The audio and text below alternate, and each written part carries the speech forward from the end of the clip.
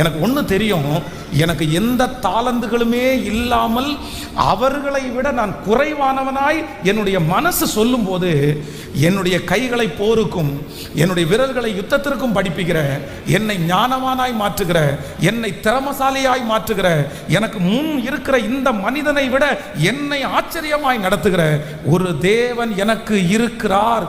அவரிடத்தில் நான் கேட்டேனே ஆனால் நான் இவர்களை விட அதிகமாய் செய்வேன் என்று புரிந்து கொண்டு ஜெபம் பண்ணா, வேதம் சொல்கிறது, கர்த்தர் அவனுக்கு கேளாத ஐஸ்வர்யத்தை கொடுத்து அவனுக்கு முன் இருந்த ராஜாக்களை பார்க்கிலும் கர்த்தர் அவனை ஐஸ்வர்யத்திலையும் ஞானத்திலையும் கர்த்தர் அவனை தேறினவனாய் கர்த்தர் மாற்றினார். இந்த சத்தத்தை கேட்டுக்கொண்டிருக்கிற யாராவது ஒருத்தர் உங்க வாழ்க்கையில மற்றவங்களுக்கு முன்பாக நிற்கும் போது நீங்க குறைவா ஃபீல் பண்றீங்களா?